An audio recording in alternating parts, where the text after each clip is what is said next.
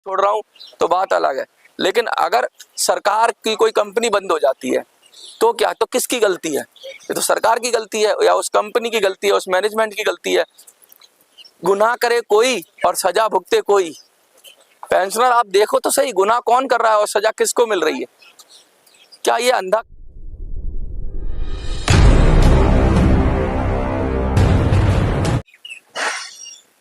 सभी को नमस्कार। आज जो वीडियो है उसमें मैं खास इसलिए मायने में है कि मेरी आवाज़ तो आप सुनते हो, लेकिन आज मैं आपकी आवाज़ की बात करूंगा कि पेंशनर क्या बोल रहा है, पेंशनर क्या मुझे मैसेज भेजता है। और उसके बाद हम बात करेंगे दिल्ली चुनाव की। हम बात करेंगे आज कि भाई किस तरीके से बजट में क्या प्रावधान होना चाहिए, बजट में क्या पेंशन मिलेगी, क्योंकि बहुत बड़े बड़े दावे किए जा रहे हैं, बड़े बड़े मिनिस्टरों से मिला जा रहा है और ये कहा जा रहा है कि अब बस मिलने वाली है पेंशन। ऐसे वीडियोज़ आ रहे हैं जो आपको ये बता रहे हैं कि भाई बजट में पेंशन मिल जाएगी, निर्मला सीतारमन ने ये कर दिया है, वो कर दिया है। मतलब इस तरह की खाम खा की वीडियो चल रही हैं जिनका कोई सर पैर है नहीं। तो वो उस पर भी बात करेंगे और बताएंगे क्या सचमुच ऐसा कुछ होने वाला है या नहीं होने वाला है। लेकिन आज मैं बात करूंगा कुछ पेंशनर के मैसेज पढ़ने की। तो मैसेज से ही शुरुआत करेंगे। सबसे पहले मैं एक पेंशनर भाई है उनका मैसेज पढ़ता हूँ। डियर मनोज सर, आप मुझे सर मत कहा करिए। देखिए मैं आपसे उम्र में भी छोटा हूँ, हर चीज़ में छोटा हूँ, तो मुझे सर बोलेंगे तो मुझे बड़ा वो क्या लगता है, शर्मिंदगी महसूस होती है कि मैं आपका कहीं से सर नहीं हूँ। आप मनोज बेटा बोल सकते हो, मनोज बोल सकते हो, सर तो नहीं हूँ मैं। फिर भी आपने आदर दिया उसके लिए आपका शुक्रिया।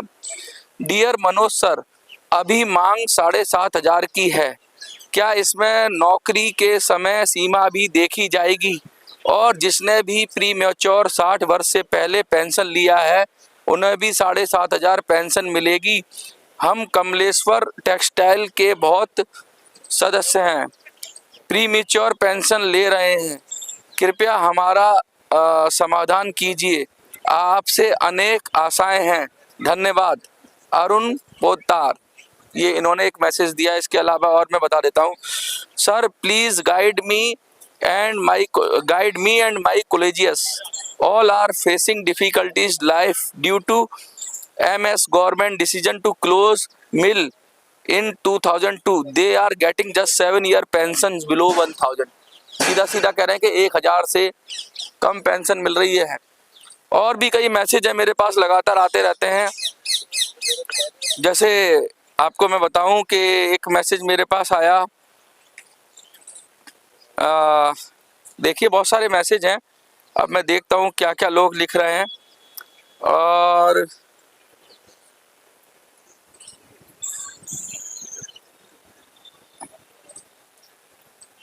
कुछ लोग मैसेज लिखते हैं और कुछ लोग, जैसे अब ये है, पेंशन बड़ी दर कदी मिलाहार आहे, ये लिखा है महाराष्ट्र से किसी ने।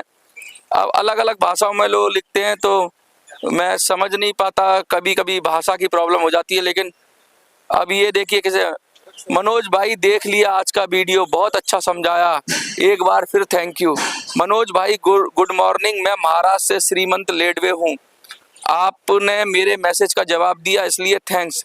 भगवान आपको लंबी उम्र दे और आप खूब तरक्की करो, यही प्रार्थना है मेरी। एक विनती है, अगर आप वीडियो में मेरा नाम लेते तो बड़ी कृपा होती।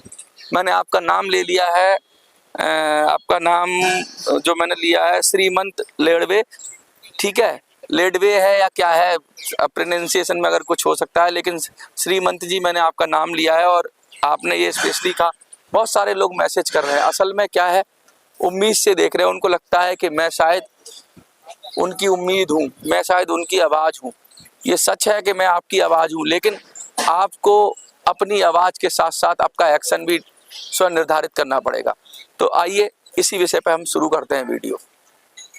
देखिए पेंशन की बात तो लगातार हो ही रही है 10 साल से, बराबर हर जब कोई भी चुनाव होता है राज्य का तो झूठे प्रोपेगेंडा वादे और बहुत सारी चीज़ें आती हैं। उसमें ये कहा जाता है कि भाई अब पेंशन बढ़ जाएगी, लोगों को फिर से उम्मीद बांधी जाती है और फिर वो उम्मीद टूट जाती है।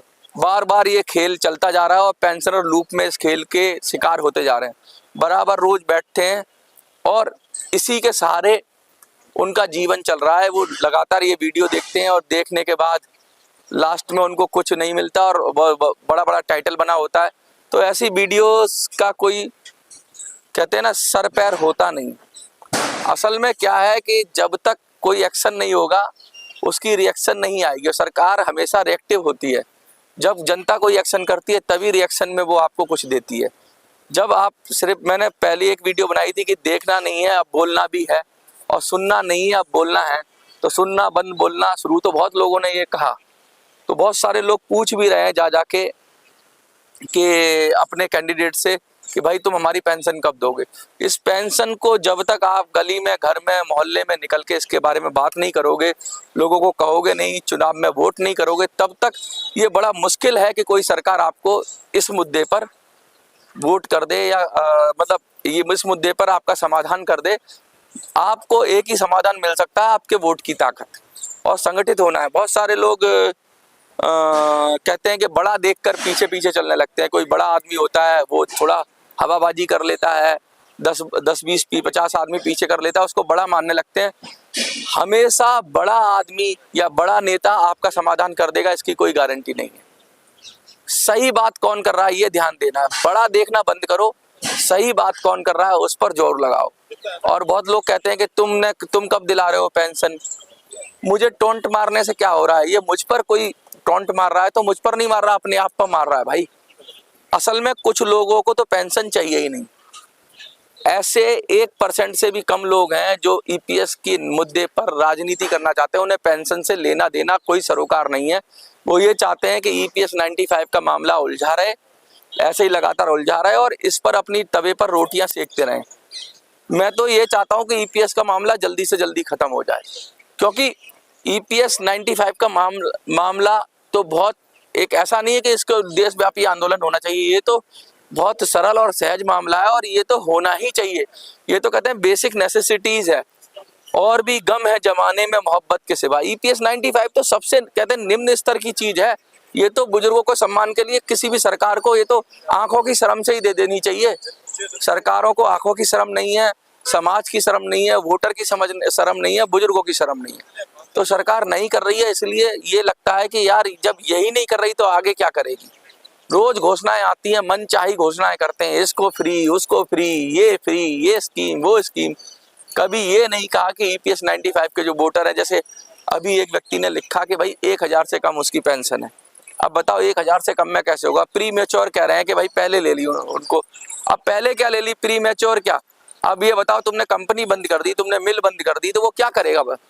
उसकी तो मजबूरी है, पेंशन तो उसकी आएगी। उसकी तो पूरी 60 साल की उम्र तक सर्विस हुई नहीं, होती कैसे, होनी नहीं थी। तो ये बहुत सारी दिक्कतें हैं और इन दिक्कतों का समाधान सरकार को करना चाहिए। क्योंकि देखो, अगर मैं अपनी मर्जी से नौकरी छोड़ रहा हूँ तो बात अलग है, लेकिन अगर सरकार की कोई कंपनी बंद हो जाती है तो क्या, तो किसकी गलती है? ये तो सरकार की गलती है, या उस कंपनी की गलती है, उस मैनेजमेंट की गलती है। गुनाह करे कोई और सजा भुगते कोई। पेंशनर आप देखो तो सही, गुनाह कौन कर रहा है और सजा किसको मिल रही है? क्या ये अंधा कानून नहीं है? क्या अंधेर नगरी चौपट राजा नहीं है ये? अरे भाई, किसी आदमी की अगर कंपनी बंद हो गई तो वो क्या करेगा, कैसे अपनी रोजगार चलाएगा? और कह रहे हैं 1000 से कम पेंशन है।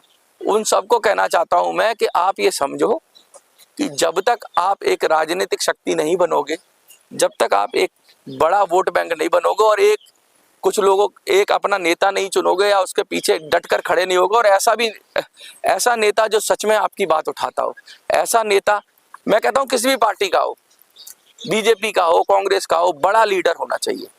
वो अपने सेगमेंट में सबसे बड़ा होना चाहिए। अब मोदी जी बात उठाएं पेंशनर की, खुलेआम बोलें, आपके समर्थन में बात करें, तो मोदी जी लीडर हो गए। राहुल गांधी उठाए आप पेंशनर की बात, तो राहुल गांधी आपका लीडर हो गया। अरविंद केजरीवाल उठाए तो अरविंद केजरीवाल लीडर हो गया। असल बात यह है कि इसमें से कोई भी राजनीतिक दल आपकी बात नहीं उठा रहा है, और ये बड़े शर्म की बात है कि अपने बुजुर्गों का सम्मान कोई नहीं करना चाहता, या इनका ध्यान ही नहीं है, या हम लोग इनको बात ही नहीं करवा पा रहे, या समझा ही नहीं पा रहे। हम बोल ही नहीं रहे इस मुद्दे पे।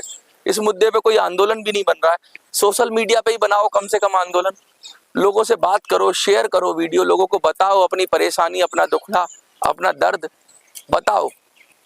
तुम्हारे दर्द के ऊपर लोग रोटियां सेक रहे हैं, नेतागिरी कर रहे हैं, वो फंडिंग मिल रही है, उनको पैसा मिल रहा है, वो यहाँ जा रहे हैं वहाँ जा रहे हैं, बंदर की तरह इस पेड़ से उस पेड़ पे कूद रहे हैं, और जब काम करने की बारी आती है तो गायब हो जाते हैं। अब दिल्ली चुनाव में कुछ चलाते, कुछ आंदोलन चलाते तो नहीं, दिल्ली में तो है ही नहीं, पता नहीं कहाँ है, कौन से देश में घूम रहे हैं, समझ में नहीं आ रहा। ये बहुत बुरा इस समय माहौल हो रहा है देश के अंदर। एक बात और मैं करना चाहूँगा, मैं दिल्ली के अंदर बहुत सारे लोगों के वोट काट दिए गए। आप ये बताओ, वो व्यक्ति है, उस एड्रेस पर भी है, और उसका तुमने वोट काट दिया, तो वोट कैसे देगा? ऐसे हमारे पेंशनर्स के, बुजुर्गों के भी वोट काटे गए हैं। तो मैं ये कहना चाहता हूँ, अगर कोई व्यक्ति अपना वोटर आईडी कार्ड लेकर वोटिंग वहां पर पहुंच जाता है, वोटिंग स्टेशन कह लो या पोलिंग बूथ कह लो या पोलिंग स्टेशन पर पहुंच जाता है, तो उसको ये मना नहीं किया जाना चाहिए कि भाई तुम्हारा वोट कट गया इसलिए तुम वोट नहीं। अरे वो व्यक्ति है, उसके पास कार्ड है, उसी समय वोट बनाओ उसका और वोट डलवाओ। कोई ना कोई व्यवस्था उसकी वोट कास्ट करने की होनी चाहिए, क्योंकि उसके वोट का अधिकार से उसको वंचित नहीं किया जाना चाहिए।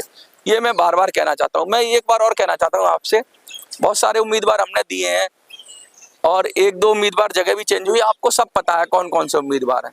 कृपया करके उनको वोट दीजिए। देखिए, उनके चुनाव चिन्ह अलग अलग हैं, किसी का कुछ है किसी का कुछ है, लेकिन इसीलिए मैंने वीडियोस बनाई हैं और मैं लोकल स्तर पे भी वीडियो बना रहा हूँ उनके समर्थन में। उनको वोट दीजिए, उनको पूरी ताकत दीजिए। और कुछ लोग कह रहे हैं कि नहीं जी हम नोटा को देंगे, तो मैं उनसे भी कहना चाहता हूँ, अगर हमारा उम्मीदवार है तो हमारे उम्मीदवार को वोट दीजिए। दिल्ली की सारी सीटों पे हमारे उम्मीदवार नहीं है, लेकिन लगभग 40 से 50% सीटों पर हमारे उम्मीदवार हैं। लगभग हमारे 30 के करीब अभी उम्मीदवार हो गए और भी बढ़ जाएंगे समर्थन के लिए, बहुत सारे लोग आ रहे हैं। 30 उम्मीदवार हमारे हो गए। मैं उनसे कह रहा हूँ कम से कम 30 से 35 सीटों पर जो हमारे उम्मीदवार हैं वहां पर आप लोग उनको वोट करिए। बाकी सीटों पर जहां हमारे उम्मीदवार नहीं है वहां नोटा को वोट कर दीजिए, कोई दिक्कत नहीं है। आपको वोट पेंशन के मुद्दे पे करना है, मेन बात ये है। लोगों के साथ में ये मैसेज जाना चाहिए कि भाई पेंशन के लिए आप परेशान हो, और ये प्रत्याशियों से भी पूछा जाना चाहिए सवाल, जब आपकी गली में आए, आपके मोहल्ले में आए, कहीं भी आए। बार बार यही कह रहा हूँ, दिल्ली चुनाव को हाथ से जाने मत दो। दिल्ली चुनाव में पेंशन का मुद्दा बड़ा कर दो। मेरे दोस्तों, मैं बार बार आपसे यही अपील करता हूँ। अगर ये दिल्ली चुनाव में आप चूकोगे तो फिर आपको फिर नए सिरे से तैयारी करनी पड़ेगी। बजट के चक्कर में ना पड़ो।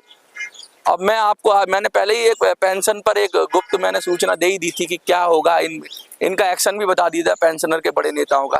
देखना मेरी बात फिर सच होगी, बजट के बाद क्या हाल होने वाला है। आने वाला बजट एक हफ्ते से थोड़ा सा ज्यादा टाइम है, बजट आने वाला है, फिर आप चले जाओगे। तो आपसे उम्मीद है, आपसे यही इल्तिजा है, आपसे यही रिक्वेस्ट है कि झूठी आशा से अच्छा तो कम से कम कर्म करने लग जाओ। ये झूठी खबर से बचो और सीधा आप संकल्प करके, कैसे भी करके, जो भी आपकी क्षमता हो, फोन करके, वीडियो शेयर करके, दिल्ली में किसी को बोल के दिल्ली चुनाव के अंदर पेंशन के मुद्दे को उठवाओ, उनको पेंशन के मुद्दे पे वोट करवाओ, पेंशन के मुद्दे को आगे बढ़ाओ। और अगर ये आगे बढ़ गया तो फिर हम इनकी गर्दन पकड़ने में ज़्यादा समर्थ होंगे। मुझे लगता है शायद फिर कुछ रास्ता खुले। बिगर आपकी प्रयास के, बिगर आपके संघर्ष के रास्ता नहीं खुलेगा। सब झूठी खबरें हैं। कोई कहीं से अभी कोई सूचना नहीं है कि पेंशन बढ़ रही है या कुछ, कोई सूचना नहीं है। और 7,500 5,000 ये सब खबरें अपनी मनगढ़ंत चला रहे हैं। इनका कोई सर पैर नहीं है, और ये सिर्फ जो आपकी आशा है उसको छल रहे हैं और उसका अपना बिजनेस कर रहे हैं। मैं आपको कड़वा बोल रहा हूँ, शायद आपको बुरा लगे कि मनोज ऐसा क्यों बोल रहा है, लेकिन ऐसा बोल इसलिए रहा हूँ कि जागृत रहें, सजग रहें और कर्म करें। फल की चिंता सब कर रहे हैं, कर्म कोई करने को तैयार नहीं है। कर्म करो। कर्म क्या है कि अपनी बात को सही ढंग से रखना, अपने वोट को सही तरह से कास्ट करना, यही आपका कर्म है। और खुद भी करो और बुजुर्गों को बताओ, उनको करवाओ। पार्क में बैठते हो, कहीं जा रहे हो, जैसे बीजेपी कांग्रेस के कार्यकर्ता देखे आम आदमी पार्टी के, कहीं जाते हैं बस में बैठे तो बस में आम आदमी पार्टी की बात छेड़ देंगे, कांग्रेस वाले कांग्रेस की बात छेड़ देंगे और बीजेपी वाले बीजेपी की बात छेड़ देंगे। राजनीतिक रूप से हर नाई की दुकान में, चाय की दुकान में चर्चा होती है, तो तुम्हारी पेंशन की चर्चा भी करो ना जाके। हर गली में, हर मोहल्ले में, हर चौराहे पे, जहां भी जाओ इसी बात को बोलो और इसी बात से पूछो और ये बताओ कि यार ये क्या होता है, कितनी पेंशन मिलती है। ये करना शुरू करोगे, सफलता जरूर मिलेगी। देखते रहिए मिनी संसद। धन्यवाद।